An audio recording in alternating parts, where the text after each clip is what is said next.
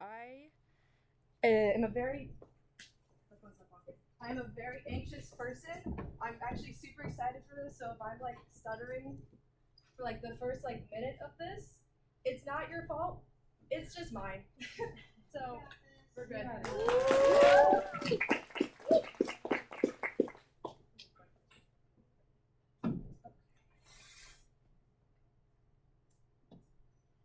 I forgot my glasses. For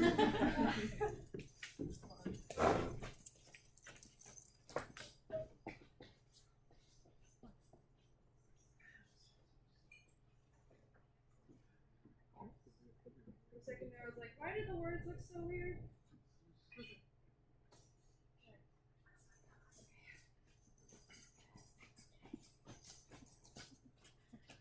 All right, now we're good.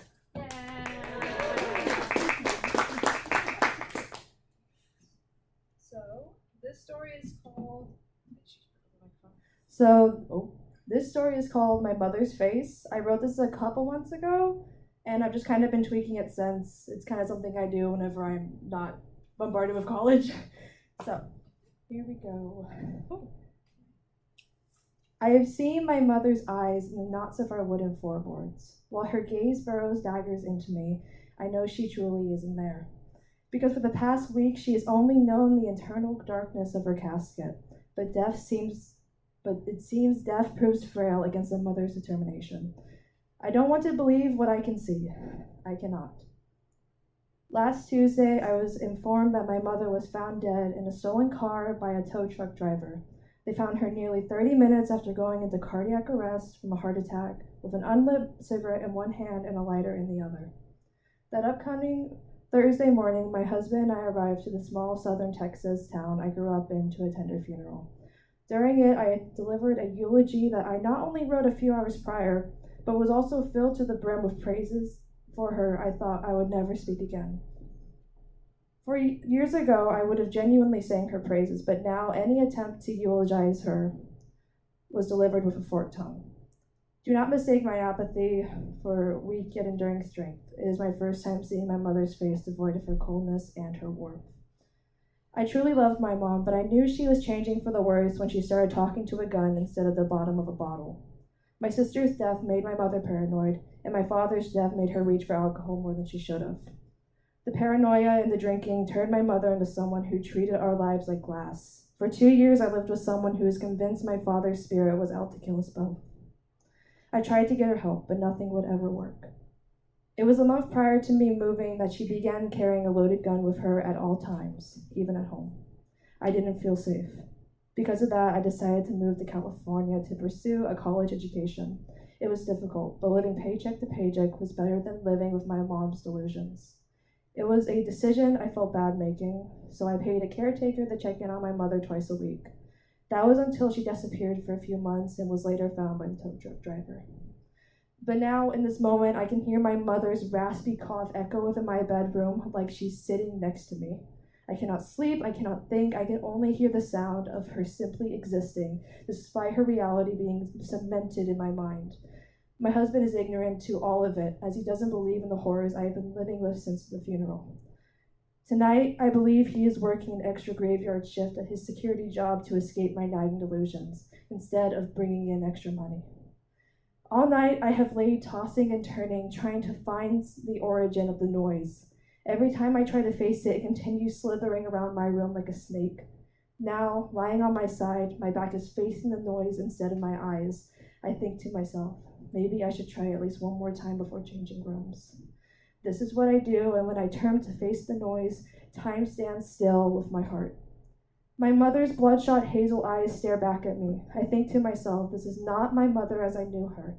The mimic is bare, haggard, and blemished. Its knotted hair pierces the air in all directions, and its lips are so terribly chapped that they seep a crimson that coats its yellow teeth. It's not like a human should, but like a gargoyle would. But it is my mother, and that leaves me still and cold. She smiles inhumanely, both ends of her mouth expanding farther than they ever could.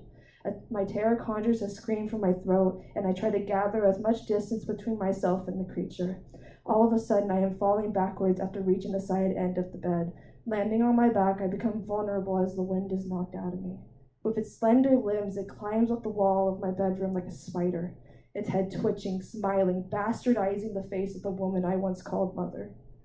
The mimic calls me by my name in a voice unfamiliar to its body and heaving with malice. It is now staring at me from above as I stare back in complete shock.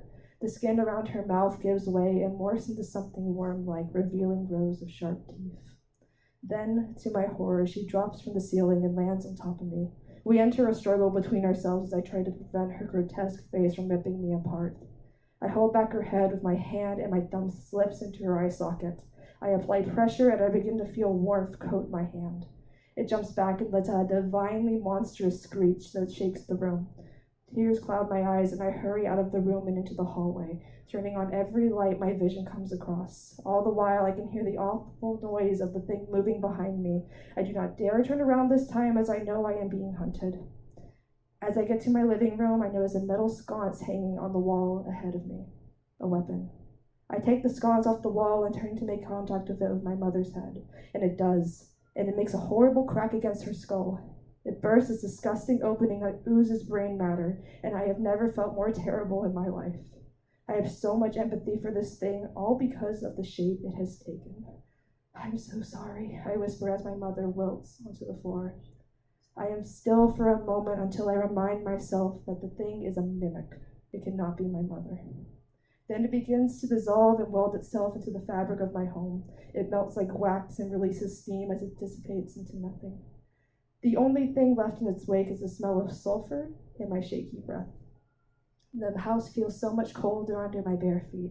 I stand for a moment, trying to truly process what I just went through, but my processing is interrupted by a growling stomach, so I make my way to the kitchen. When I enter it, I look at the kitchen bar and notice my charging phone. I go to check my notifications and see that my husband texted me an hour ago, informing me that he'll get home late around 6 a.m.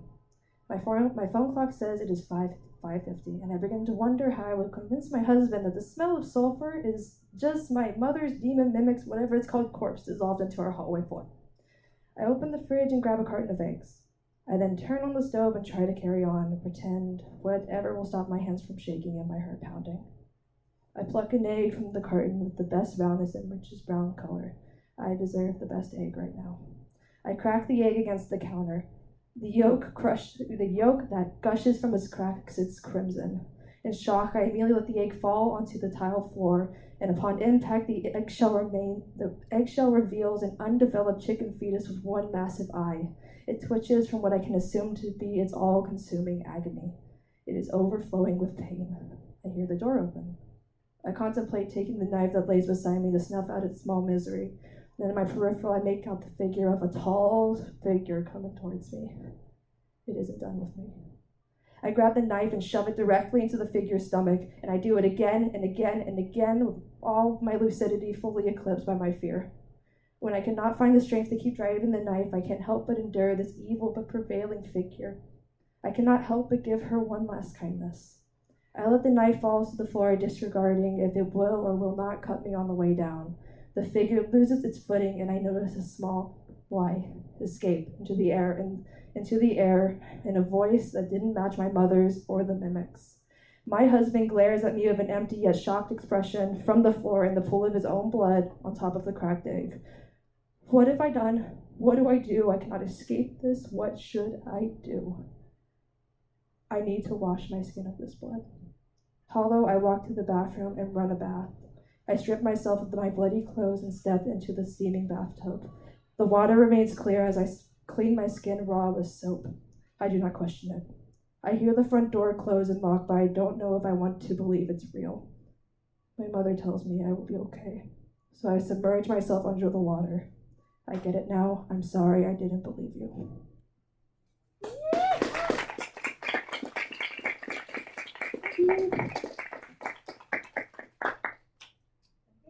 Yeah, that's fantastic.